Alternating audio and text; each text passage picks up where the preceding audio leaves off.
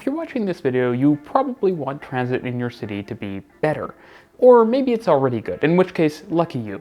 But for the rest of us, time is spent pushing for more frequent buses, better signage, subway extensions, and electrification. And all of these are noble improvements that make our transit systems better in distinct ways.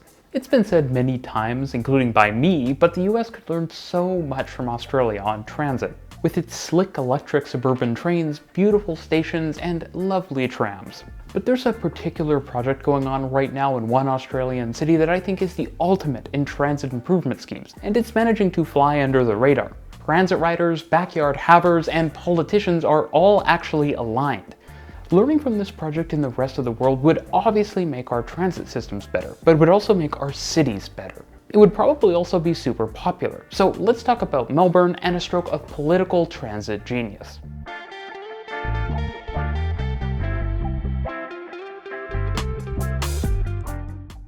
Welcome to RM Transit, a channel where I talk about convincing drivers that their tax dollars should go to better public transit.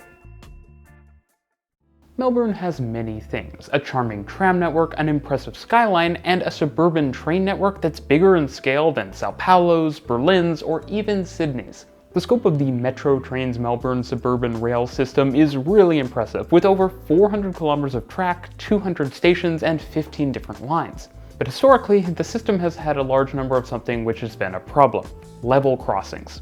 Level crossings are junctions where roads and pedestrian sidewalks cross rail lines, usually with boom gates, loud bells, and tons of activity. Level crossings tend to be fairly uncommon on the core sections of the world's great regional train systems, from the JR urban lines in Tokyo to London suburban railways and even the US Northeast Corridor. The Copenhagen S-TOW system, which I cover in another video, actually has no level crossings at all, and that's allowing them to fully automate the system over the next couple of years, showing you what you can achieve if you don't have crossings. Less crossings, more transit.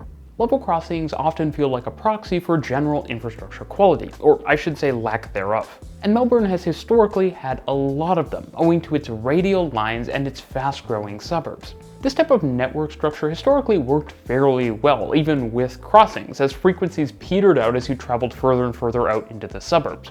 But over time, as the city has densified, become more congested, and as service improvements have meant more train frequency, and with even more to come with projects like the Metro Tunnel, tackling the grade crossing problem was seen as a political imperative. That spawned the topic of today's video, the Level Crossing Removal Project, spearheaded by the Dan Andrews government in Victoria in the mid-2010s.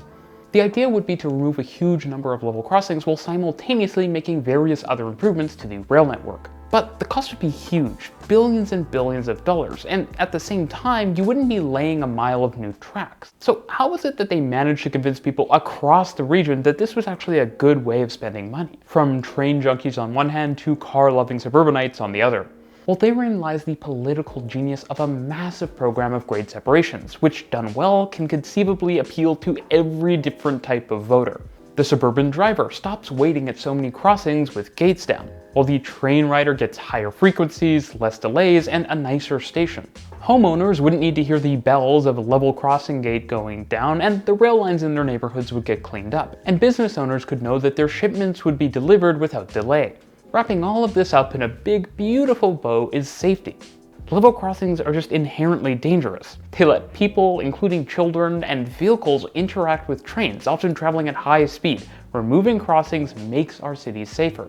All of this, on top of the decentralized nature of the project, meant it was perfect for showing that a government meant business. Projects were able to spin up quickly and happen all over the Melbourne region, meaning that lots of people saw projects in their neighborhoods happening and actually getting completed. There were even signs that clearly highlighted that the level crossings were dangerous and that the government was going to do something about it, integrating smart communications into the core of the whole proposition. Hi there, my name's Martin and I run this channel called Taitset here in Melbourne.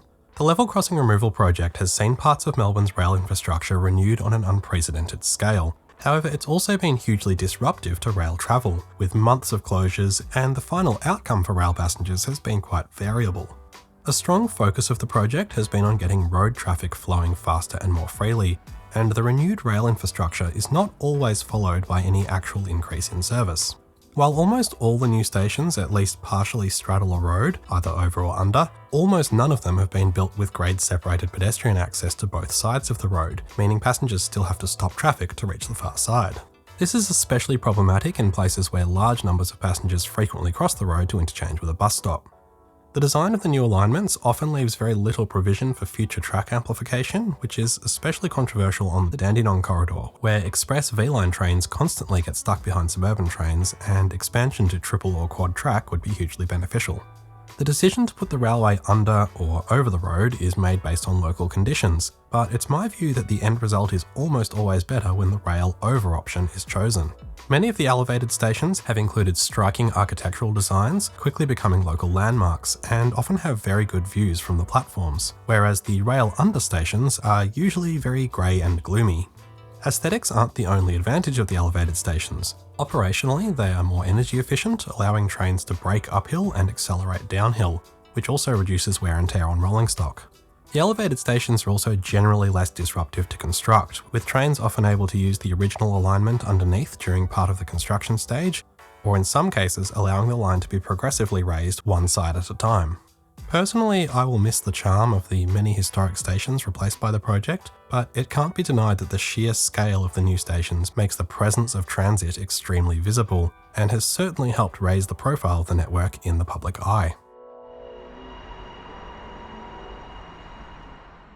Now, despite what you might think, this type of program isn't actually all that unique. Japanese cities have done tons of level crossing removal projects, though they're typically done by a railway operator on a single line which they own and bring up to much higher standards. And I've personally covered tons of grade separations going on in Toronto. But the way these projects are done just can't compete with Melbourne, and that great execution only adds to the power of this project. For one, the level crossing removal project was a big, unified project, with a dedicated delivery team of government employees. In many cities, you'll see level crossings removed on a piecemeal basis, but this creates a ton of inefficiencies that can be avoided by staffing up. When you do crossing removals en masse with a public team, you can learn as you move from one project to the next and the next and the next. That allows you to improve and employ similar strategies from one place to another. It also means that you can package up several crossing removals into a larger construction package that gets you a more competitive bid to actually build the thing. At the same time, the crossing removal projects have hardly been limited to transportation benefits only.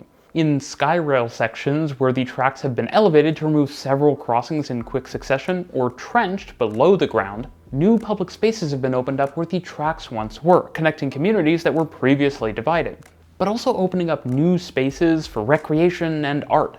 People who had to walk by the construction every day for years actually got something out of it at the end, instead of a nice concrete wall like you see with some projects in other cities. New stations with modern designs also appeared, contrasting nicely with the historic stations that you see across so much of the rail network. These help to visually pull Melbourne's train system into the 21st century. They also help bring the urban spirit of Melbourne out into its suburbs, making this not just a train upgrade, but a city upgrade. Of course, nothing is perfect, and sometimes removing the crossing seemed like a bigger priority than improving transportation, such as at some stations where the transfer between bus and train is not great, and that's unfortunately part of a pattern of not exactly prioritizing buses that you see a lot in Melbourne. But at the same time, I think cities around the world, from the US to Canada, Latin America, and even in Europe and Asia, could learn so much from this program. And politicians clearly could as well. There are so many level crossings out there, and a ton of them really should be removed. But when they do get removed, it's so often without the ancillary benefits that you see in a city like Melbourne. You don't get the nice stations, or the greenways, or the smart marketing that tells transit riders, drivers, suburban homeowners, business owners that they're all benefiting from this project. At the same time, counterintuitively, in an effort to be austere and save money, cities which only remove a crossing every couple of years manage to be way less efficient at it than Melbourne has been. The city did something that I think will be long studied by those in the political sphere, by planning a transportation project with much broader benefits to residents, businesses, and of course people traveling around the region. Executing the project in an efficient and cost-effective way where learning was going on the whole time, and making sure that these spaces and infrastructure that got built actually had character and added something to the city rather than just removing something. It's been a true masterclass in city building, removing dozens of crossings and making the city safer. And I hope that once Melbourne is done removing all of its crossings sometime in the future, it can point that institutional machine at other cities which could do with less crossings themselves. Thanks for watching.